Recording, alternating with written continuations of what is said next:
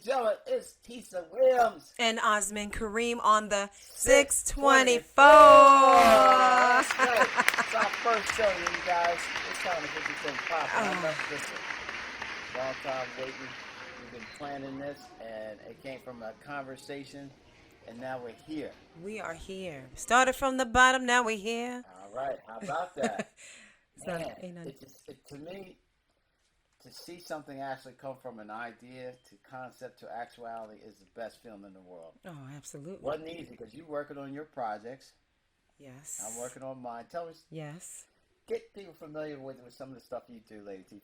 For the very few people who don't know who she is, tell us a little bit about what's happening with you. Well, what's happening with me is always going to be a little mix of things, but music is at the center of pretty much all of it. All right.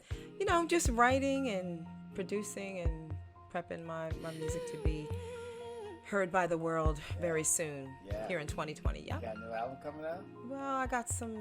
Yeah, it's an album. It's a body of work, but kind of like an EP. You'll hear a couple of singles. It's kind of a mix of soul, R&B, pop. Kind of a nice little blend.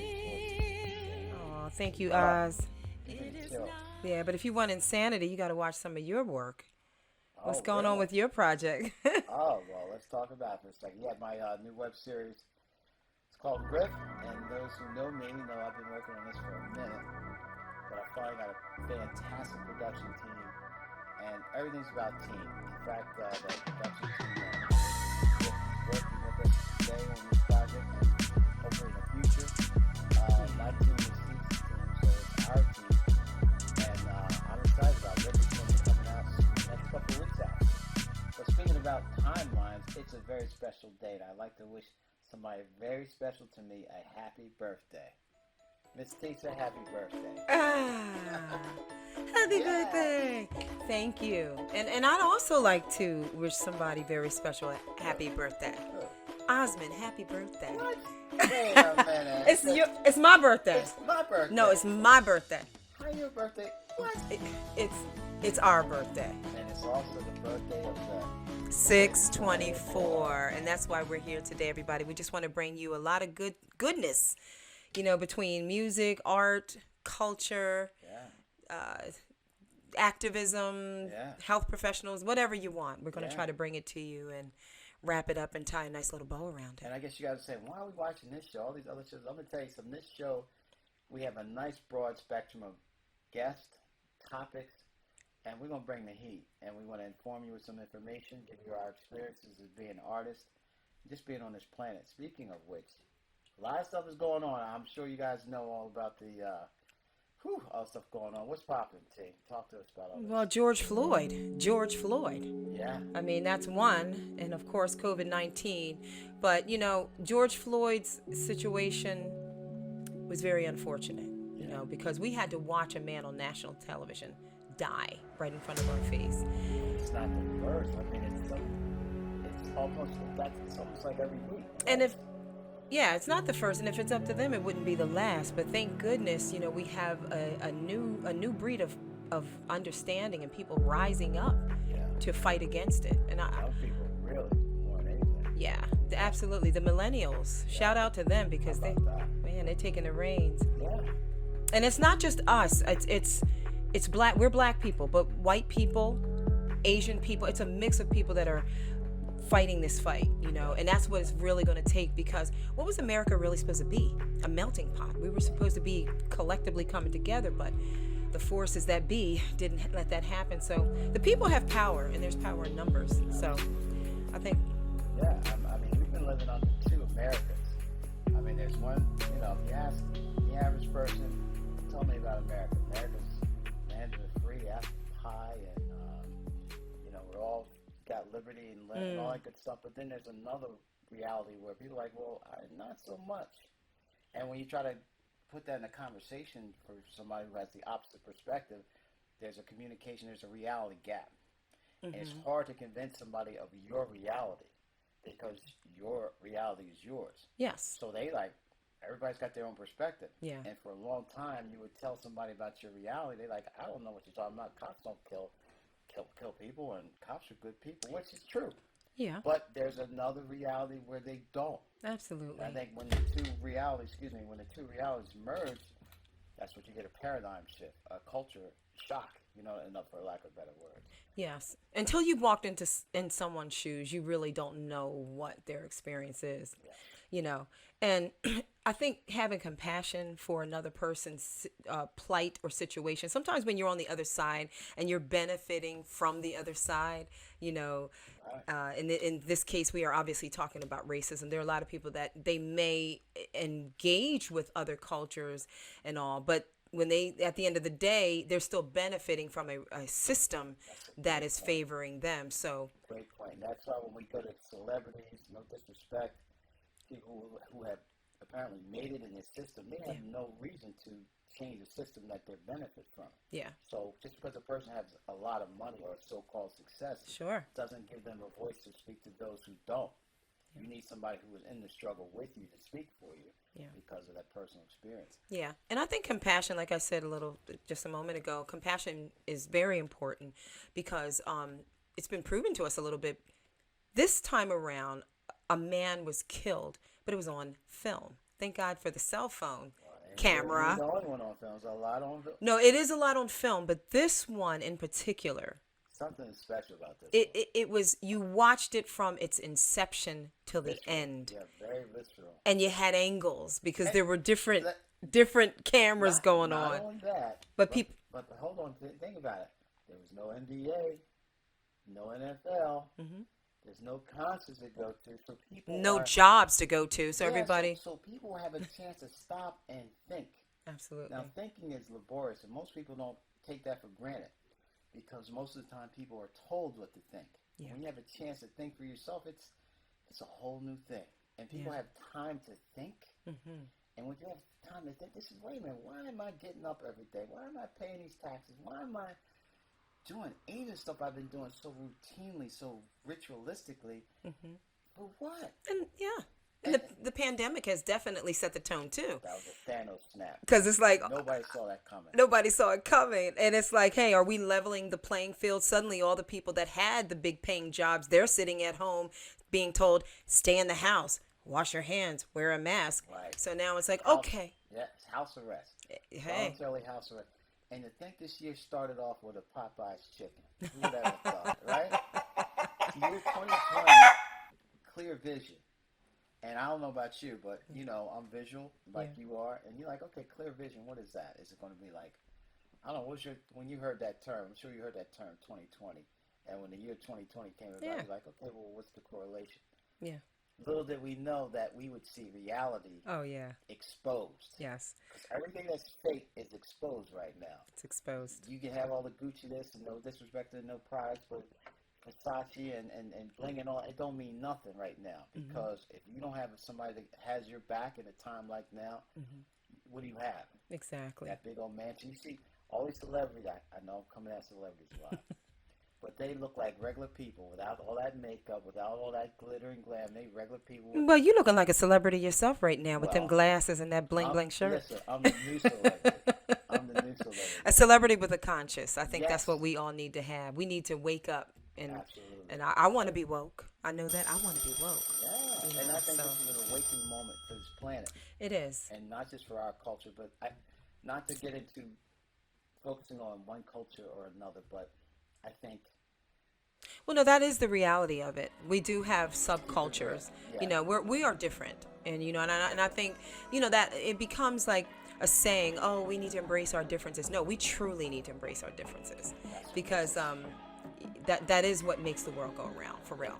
We're living in a relative reality. Yeah.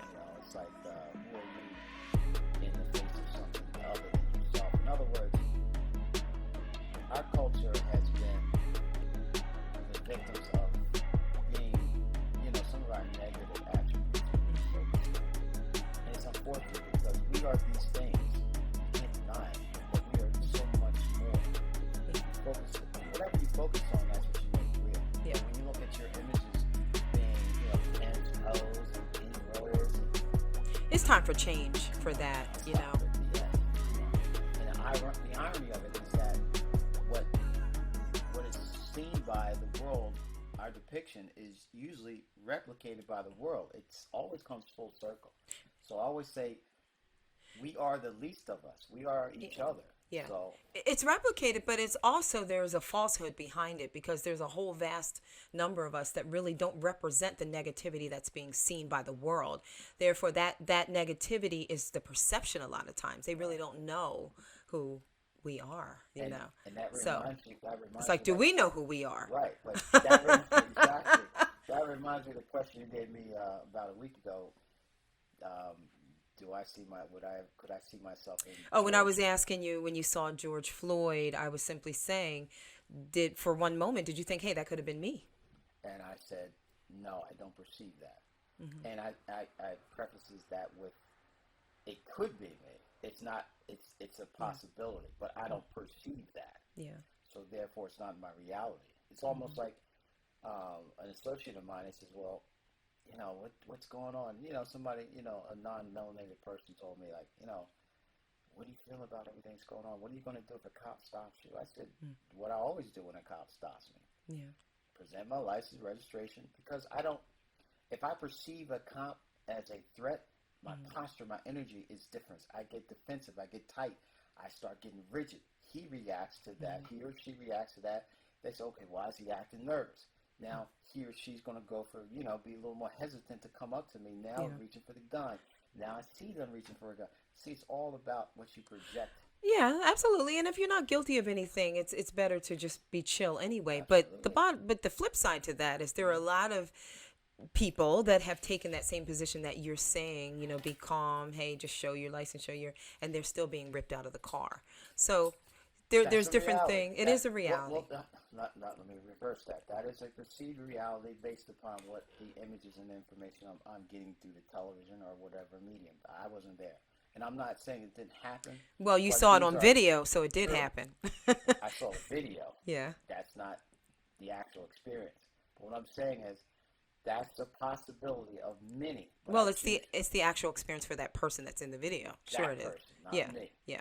And I be clear what I'm saying. What I'm saying is, I'm thinking about the best possible outcome, best possible scenario for myself and my loved ones.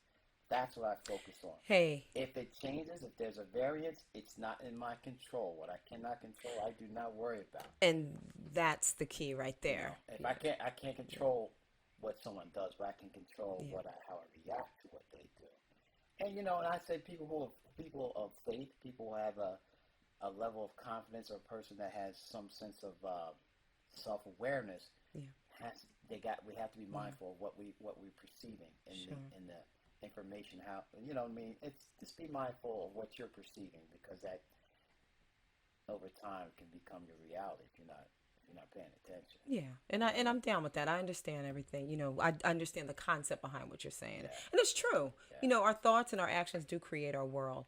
But as far as doing, it's time for law enforcement to do the right thing. And in 2020, with the shift that I feel like a shift is happening, I think we all are kind of seeing it. 2020 represents also 2020 vision. We are seeing clear. And 2020 vision is always what they say, hindsight. Hindsight is always 2020, you know. True. I didn't mean to mess that up. But no, you were on point. And all I'm saying is that we got to focus on what we got to do. And it's a little term that me and you shared now. Instead of focusing on what someone else is doing, what do we say to each other? You do it. You do it. Do it. You be the best person. You be the change that you want to see. Can't say it any better than you. We're going to have a lot of fun in this show. Absolutely. And I'm focused, I'm hyped. I'm so excited about this show and the stuff that we're going to possibly bring to you guys.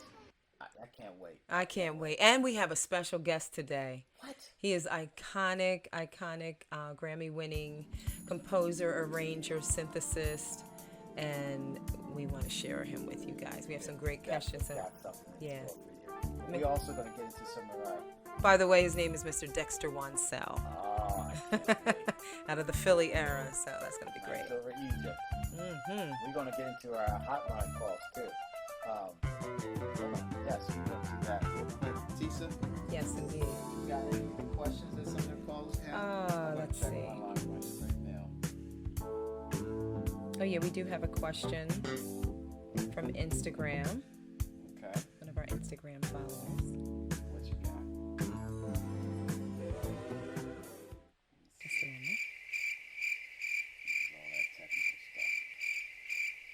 This question is from Sarah. Sarah says that when she's out with her boyfriend, he's always looking at other women, and it's starting to make her feel uncomfortable. What'd you think about that, Oz? Have you? Sarah says when she's out with her boyfriend, he's always looking at other women, and she's starting to feel uncomfortable. What should she do? You want to tackle that one? Yeah. We both can, actually. Yeah. All right. Now, if he's focusing You think real hard, Yeah. because you might have been one of the... right. Have you ever done that? Hold on. Tell Sarah, give us one more second. All right, no, take your time. I'll actually start off with that, Sarah. Well, Anna? the way I see it is if you are going to... Oh, we got a caller on the line. Yeah. We do have a caller, but I'm going to finish answering this question for Sarah really quickly. Sarah, what it is, if your boyfriend is looking at other women while you're out, to a degree, that is definitely disrespectful. That's a bad sign, Sarah. It is a bad sign. However, have that conversation with him. You need to have that conversation with him, because if it becomes disrespectful, it's okay to look, but sometimes that looking can go somewhere else. And if he's looking, that means you might have started looking for the new boy. Ah. And turn up. And listen, I'm going to say this to women and guys. If there's something lacking in your relationship, you turn up, okay? And if that don't work, then turn out. You follow me? I don't mean flip no card and key up no cards. I'm saying if somebody can't handle you, what you bring to the table, move on and make that executive decision. That's right. I agree with that. Settle for stuff. Yeah. And plus, especially in the beginning of a relationship, check that person early.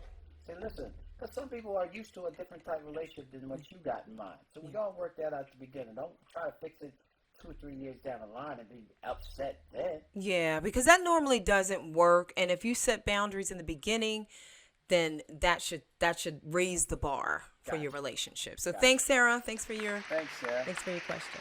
All right, I think we got another caller here. This is Anna from Franklinville. Hi, Anna. Hello. I know this voice. I actually know Anna. How you doing, Anna? How's it going on? What are you people up to? What the? We up to some, we up to shenanigans. Aww. Now, I got to tell everybody about my friend Anna. Me and my friend Anna have had some epic conversations.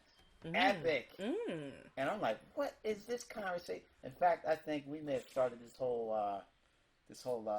protest thing a couple of years ago. But Anna, you want to tell the audience about that a little bit? Yeah, listen, I just want to jump out to the case if you're okay with that. Because here's the thing. I know that the protests are going on and things are going on. I get it. But I don't want to know about all that right now. What I really want to hear from you is what you think of white people. I just want to know what you think. Now, I love the guts and the balls and the cojones and the estrogen to ask a question like So that. Anna's question is what we think of white people. What a haymaker. I love it. I love it. Wow. Jump on it. Well, listen, You go that's first. a broad question, and that's where a lot of people mess up. They try to have one answer to fit, shoe fits all. Right. Impossible. But I do respect the question because it is a very important question. And like I answered before, you have to break it down to age, demographics, regions, cultural issues.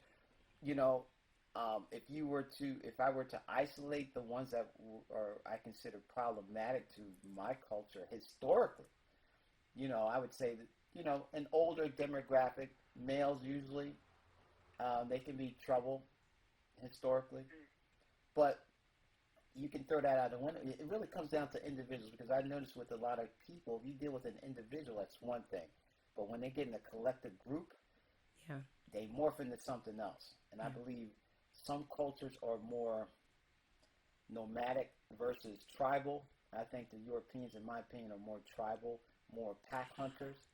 So when they get together in a group, it's different. It can be different. That's exactly what imperialism is. White people imperialism. That's when they were moving around the globe, claiming massive swaths of territory. Yes. Colonial. That's been a part of white people history and culture. Whatever. They were the first imperialists. They went around and said, "That's my Yeah, colonizing. King Leopold II, he was the king of Belgium, claimed pretty much a third of the landmass of the continent of Africa for himself, the Congo. Yes. Wow. And this was not even a century before World War II had started, you know? And millions of, I mean, it's just the atrocities, the genocide, it's just unreal. Well, that's to your culture's advantage, and I give you guys credit for working collectively. Because if you come at wait now. Wait now. There's also something that's conquer and divide. Anna's question is, what do we think of white people? What I think is that, well, first of all, personally, I have quite a number of white people in my life, and I love them dearly. Likewise. And of course, our experiences are going to kind of shape our opinions and our feelings. But that's the individual side, like you mentioned. When you look at a group collectively, what is the collective conscious of what's going on with Social other norms. Yeah. So I think that with white people or any people, we have a responsibility, you have a responsibility to learn the facts and to know history and to know the patterns that made the other culture that you're looking at, how they are, what put them where they are. Strengths and weaknesses. I think there's a lack of knowledge. There was a lot of suppressed knowledge about the black race, and hopefully now, it will come to light in that desire to really learn, like, hey, I'm living in this country with a mix of people. Let me learn a little something about what their plight is. And guess what? When you do that, you not only learn about that culture, you learn about the human culture, the human family, because we're all connected. And when you ostracize one particular group, it affects the whole. It affects the whole, for sure. Of course it does. So I feel like you're absolutely. I have a responsibility to know the history, but I don't, for my personal, like the way I am, and it might just be because I'm a dumbass, responsibility wasn't enough. I was educated, I was raised, racism is bad. Racism for me, all the way up until the first week, the protests were just on fire, everything was going nuts. All the way up until that point, I just turned 34. I understood racism as a concept, and it's bad, and all that stuff. But once the protest hit this time around, I mean, you can ask my wife, I had a breakdown. I really had to put myself there, where it's like, what if I came from a place where I had to sit on the back of the bus and didn't have a choice? And I was very deeply hurt by that. If I was living, it doesn't matter how smart or talented or whatever I am, that I never got a shot or a break or a chance at life. I never thought about it that way. Right. And it really, really, there was a big piece of me that died a couple weeks ago. It was a painful process I had. Couldn't exercise. I was sleeping all the time. I called out of work. It was painful, but I dropped all that, and I really understood. Now let me ask you something, Anna. Was it when you actually... Now, of course, George Floyd is the focus of a lot of this, and there's so much... This sparked so much. When you watched the video... Now, you were able to watch the footage. Is that correct? I couldn't get through I saw pieces of it. But you saw pieces of it. Now, seeing that, and then after seeing it, the portion that you saw... Did you hear any of the talks about it, how he cried and he said his mom's name at the end? Did you hear that? I saw him. That's what I had to really, just stop looking at clips when he was... Right. Now, see, that my point here is that seeing that, just the natural human compassion that would come out of another human, I think that is what struck a lot of people too. Not that they haven't seen brutalized people in videos before, but it was something particular about that slow death, and it was just so brutal, and I think that it really touched a lot of people, and they were just like, oh my God. And looking at it from the perspective, even as a mother, you're like, if that was my son, color disappeared at that point for a lot of people. I got another theory to add to that.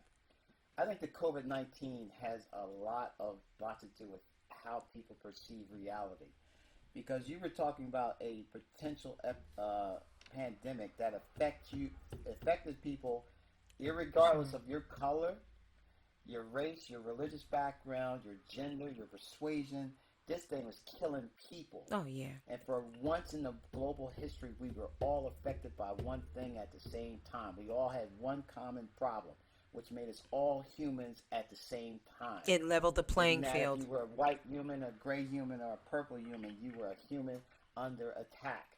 Now, with that, in addition to that, we had the quarantine where you had to be shut down. Your rights, your rights were taken away from you. Your freedom was taken away from you. We were all, excuse my language, we were all niggas. We all, okay, everybody's nobody. Yeah. Yeah. So, yeah. So with That's that what I'm saying. That spirit of collusion of us being us, it's an us thing.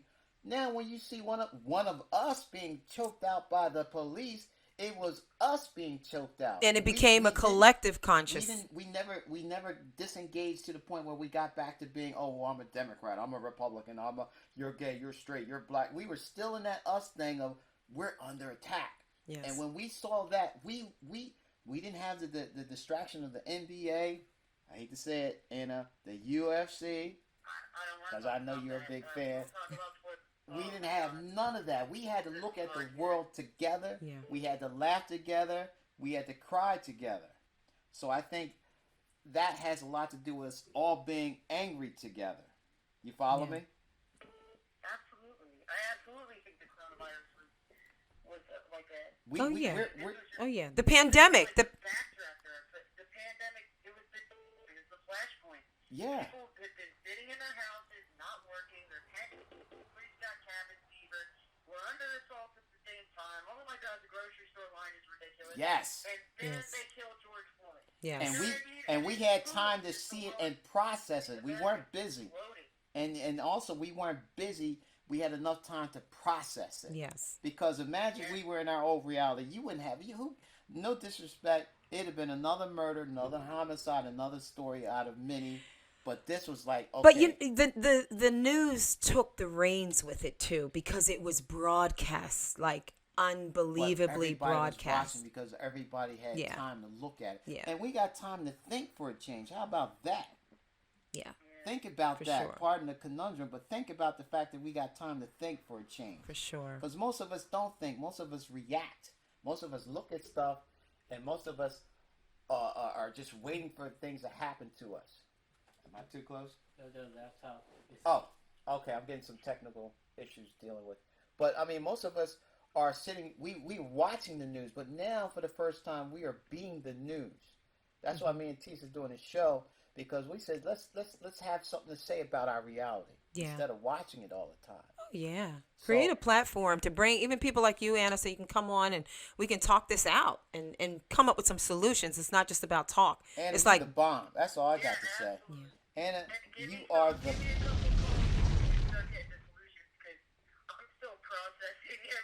Yeah. But thank you for caring. And you know what? That was a very humane thing to care, because to be human is to be humane. And I think when you can feel what someone else is feeling, that's being humane. Yeah, that's when change happens, when you can feel, because those emotions are very powerful. That's when you know you're alive. That's when you know you're alive, and that's when you know you're connected. Yep. I don't think I'm the only one that feels that. You know, I'm half Egyptian, half Caucasian. You know, my mom was German and Irish, but she's blonde. So I'm like half European, half Egyptian. And when a police officer, anybody, if people out in society, they perceive me when they just look at me as being a white female. That's it. Right. Yeah. We white females don't get any from anybody. You know what I mean? Right. We don't ever get with. Well, your men and do a little I really bit. feel like we're the ones. I guess what I'm saying is, as a white female in America, I know they all feel this way. White people are really, like, most of us are really gutted by this. There are white people out there lighting on fire. They're furious. Mm-hmm. Furious. So it's not just me. It's not just, there's tons of white people that are like, no. And I do find it to be really promising. I'm going to let you guys go, but that's the last thing I No, have to say. congratulations. You said the first I feel curse word on the show's our history. generation is really just, we're not tolerating this anymore. And they're taken to the streets. By the time our kids are grown up, I think things will honestly be a lot better. Because we're just not going to put up with this Because of you and you're in that mindset. That's right. Absolutely. That's the key. It's a but it's definite. not just me. It's most of them. It's a. I'm telling you, it's most of them. It's a paradigm shift. Yeah. It's a reset. When you get to reset, how in the world's history, I don't know of ever in recorded history other than the Great Flood that the whole world was affected by one thing. That's what you call a paradigm shift, and a reality shift has just happened. And we don't realize a historical moment while we're in it, but in retrospect, when, like you said, your grandkids like, yo, Mommy, Daddy, what did you do? What did you do, Pop, when 2020 hit? So we're making history. So be proactive. Make what you want to happen. History is being made, and young people, the future is in the young people. You got to get those young minds, and that's what's happening. Yo, that's what's happening big right up now. to Anna. Thank you, Anna. The bomb call. You the first live caller for the 624, and we couldn't have had a better first caller. And I think we're off to a fantastic start. Anybody who wants to have a bomb caller, or just Anna's a genius, by the way. She's a genius. Oh, stop it. Well, thank you so much, Anna. Anna, so nice to talk to you. Guys. All right, thank you. I'll be calling in soon. You guys, listen, I love what you guys are doing, and trust me, people are listening. Woo, Love thank you. you. Anna. Thank you so much. Love you. Guys. All right. Take Love care. you. Bye-bye. Bye-bye. That's what I'm talking about. Yeah, That passion, that was real. It is real. And I think that, like, hitting on the fact that feeling it, Yeah. that's the key right there, because that's where care can come in. Absolutely. When you don't care about something, you don't feel anything. Right. When I had you a friend of care. mine- I had a friend of mine says, yo, I just found out what the word white cracker meant. He's a white guy, my best friend from little kids. I love him like a brother. He's my white brother. He's like, I just found out what the word white cracker meant. I said, oh, okay. He said, you know what it means? I said, yeah, it's from the sound of the crack of the whip. And the slaves used to, use the term, well, it comes a cracker man because he had the whip. Yeah. So he said, I never knew that. Yes. I said, well, you never needed to know that. Yeah. I don't need to know what the price of price of tea is in China until I go to China. Right. So right now, nobody needed Yeah. to know what racism is until it affected you, and then you Sure. say, "Oh, it's new." No, it's not new. Oh, yeah. You know, It's not new. like It's systematic. See, that's the thing with systems. A lot of times they're so covered up good point. and not direct. It's indirect. But the people that are highly affected by it feels this sting like crazy. That's a great point. And let me just piggyback real quick, and I want to let you finish. Systemic racism is like looking at the clock. When you look at a clock, it doesn't move when you look at it, but if you do something an hour later, you see that the hands move. Yeah. So with systemic racism, it's so subtle that it's baked into the reality that those who are not affected by it, there's no way they're going to feel it. Right. It's almost like when somebody taps you in your arm for an hour straight, and you like lose it, and people say, "What are you losing?" He just tapped you. No, he tapped me a million times. So the racism that we feel is so subtle, but it so affects everything we do. Absolutely. So if that little thing affects everything you do, that's huge. Yeah, and people have to understand what racism is, because I think interchangeably the two terms prejudice and racist are used, and they have different meanings. Prejudice means that you prejudge somebody and you may mistreat them because you don't know anything about them. Racism is systemic. You have to have some level of power to control another person's plight. And it has to be taught. Yeah, it has to be taught, but it's also where someone, for example, if someone owns a corporation and they don't fire you, that's race. I mean, they don't hire you, not fire you, hire you because they're judging you upon your color, your race, your creed, whatever. That's racism. They can prevent you from moving forward in life financially and creating a life. And then there are people who say, well, I'm not a minority, so they wouldn't understand, but if you're a woman, I'm sure you had sexism and people judge you as a woman. Oh, yeah, women and, have gone you're through. just a woman. Or if you're an older person, a young person, you old person, okay? And somebody who's short, they say, you little person. You person who's fat. Sure. You're a fat person. I'm using all these, overt terms so you can you are a victim of an ism Yeah, yourself. for Oh, well, sure. he's a Jew. Oh, he's a Muslim. Oh, they're a Christian. Yeah. All these labels can make you the other. Yeah, absolutely. And then the other person will say, well, yeah. I wasn't around when that happened. It's not my fault. No. It's almost like if you stole my grandfather's house and now I got to rent it from you, and you get rent money from my grandfather's stolen house. Exactly. How are you not benefiting? Exactly. So we're talking about, these are the things that people don't think about. Yeah. But we don't think thinking's not common. Well, thinking about it and the raising the consciousness of it. That's why what we're doing, talking about it, having the conversation, a lot of times can raise the awareness, the consciousness of the person or the people collectively, Right. And the smart thing to do is learn about a situation before you find yourself in it. Because if you learn about it before you are in it, you may avoid being in it. Because that hammer will swing around, has no judgment. And when I say a hammer, I mean that problem. If somebody says, I got a problem with the piranhas in this lake, I don't care, it ain't bothering me. Right. Okay, wait till they swim around your leg and start biting your ass. Exactly. So we telling you, and this is how we're connected. When African Americans say we got a problem with this culture, don't wait till it becomes your problem. Right. Because Lady Justice is blind. She's going to swing around you so you feel it. And the universe is just. Yeah. Because if you don't feel it directly, you're going to feel it indirectly. And you're going to find yourself in a chokehold or with somebody's knee in your neck, and then all of a sudden it's a problem. Yeah. You're going to wait till the knee's on your neck to have a problem with somebody's knees on a person's neck? Well, that's where human compassion comes in. Once again, that's what I always say. It's just, for some people, it's just so basic. Like for me, it's very basic. I wouldn't care who it was or what it was if someone was getting hurt or beat up or whatever. Not even to the extent that George Floyd ended up, because he's dead. He's no longer here.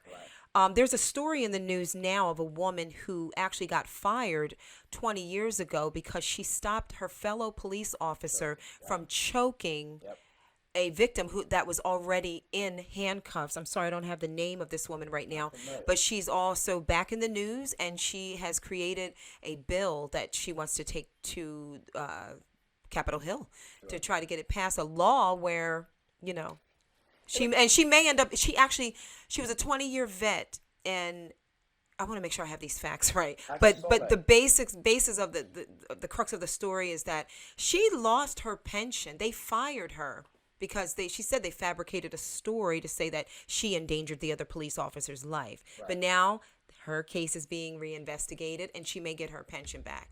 So it's just the times. That's interesting because, see, this is what I want to explain to some people. When you deny a people or a person human rights, you know what happens? They become animalistic. When you say somebody is attacking me, and the people who come to help you are the same people who are attacking you. Mm-hmm. So what are you to do when you say, help me, I need help, and the people to come help you are related to the people who are attacking you? Who can you trust? I mean, it comes down to that. And you wonder why people get upset. You wonder why people burn things. You wonder why people protest. You wonder why people riot. You wonder why people go off and pull out a weapon and go after it. And I'm not justifying that, but when you lose your mind, when you say all reality does not make sense anymore, you lose your mind. So let's talk about what are the conditions that create a person lose their mind. The conditions are sick. You know, when you talk about society, you say, okay, well, that's normal. But have you ever questioned sometimes normal is crazy, is bad, hell, crazy? Well, it's not normal when it's normal to who? That's the question. That herd mentality, like, okay, well, we all jump around, we all have our pants a certain way, we all do it. But why do you do it? Yeah. I don't know. Well, okay, all right. I love that. Why do you love it? I don't know. I can't stand so-and-so. Why not? I don't know. Wait a minute. Well, they say, love not to know. It's time to know something. Well, I think time to know and I think that's what the time that we're really entering in. It's it's no longer, hey, I believe. It's I want to know.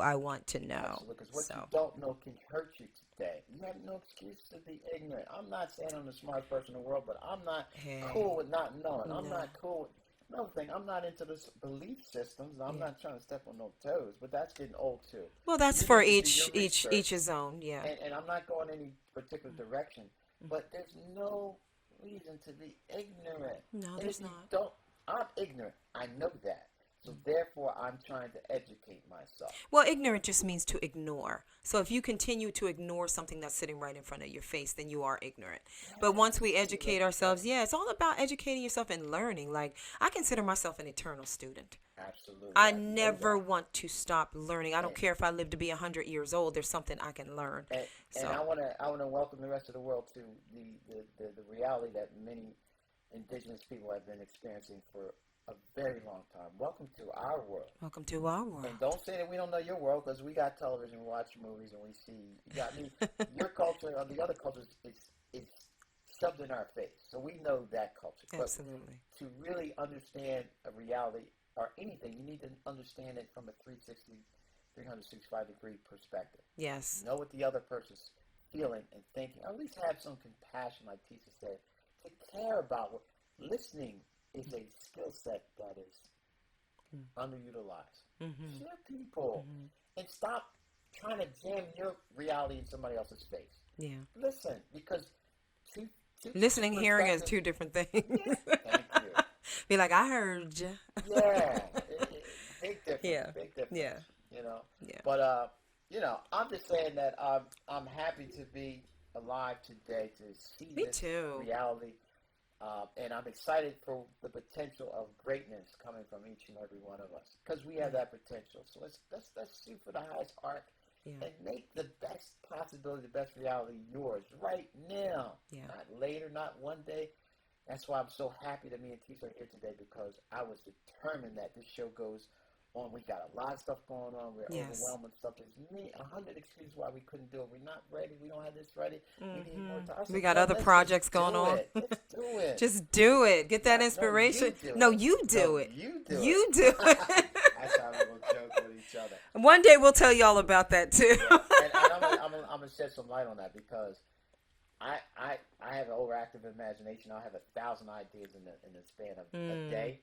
And I got all the ambitions and all the desires to fulfill all these things, but to actualize them, it's work. It is work. But I've learned, I guess in the last 10 years, that, you know what, I've always considered myself as a strong opening act. I can start anything. I can initiate anything. I can get you excited. I can get you fired up. I got the whole plan. I got the beginning to the end, the concept, the blah, blah, blah, blah.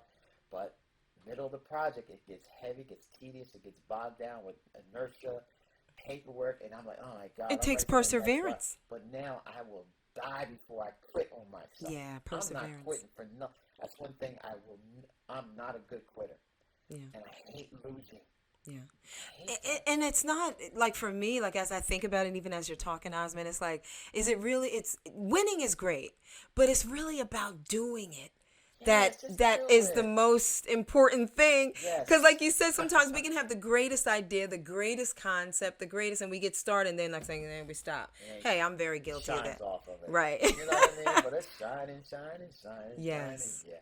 And my thing is that it's like giving birth to something. And like, God bless all the people with parents and mothers and fathers, and I know you guys work hard. And for all the people on the planet, thank you, all you parents, living and non-living, but thank you. But my point is, giving birth to something is amazing, and I think we never arrive at any destination. So we got to get rid of the idea of, when I get this and when this happens. No, make it happen. And he's speaking. I know you're speaking from experience. Absolutely. I didn't mean to cut across you, because we've both been in that place and working on our projects. You know, me with my music, I've worked with like a lot of great Philly musicians and writing and studio stuff. And sometimes you sit on a song, you say, oh, it ain't ready. Oh, let me go back in and do this.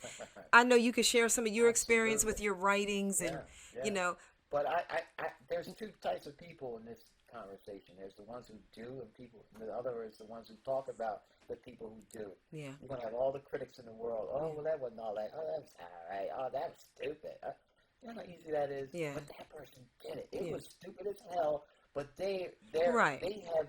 It's like, where's your project? Yeah. Where's your show? Yes, but they made a contribution to the reality, and they are in the history books of doing something. And I'm not knocking anybody who is not in that stage where Yes, you are. well, I'm teasing you, guys. what I'm saying that no matter what your contribution is, big or small, being a parent is a contribution. Yeah.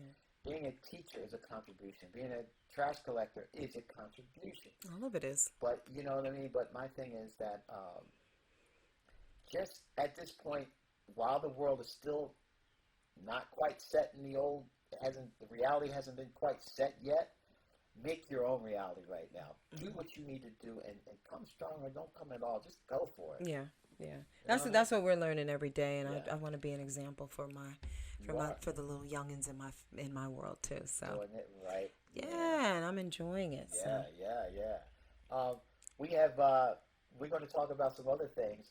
What's the other thing I want to tell you about? We were having a discussion about dreams, and then we also were going to talk about some books and some movies. We got a lot of stuff. Well, consequent shows. I mean, like we'll be doing that on like a number of our other shows as well. You know, coming up. Absolutely. But in just a moment, we have a very special guest, like we told you a little. Oh, you shocked suddenly? I know, because we can just go on and up. You want to introduce? Dexter Wanzel coming up. Icon, music icon. So stick around. God, I used to see all these musical work with him. I'll be like, he is one of those people. Yeah, he is. You know what I mean? So, stay tuned about the thing with you. All right? All right. Stay tuned. What we got after this? Okay. What we got after this? Woo! Later.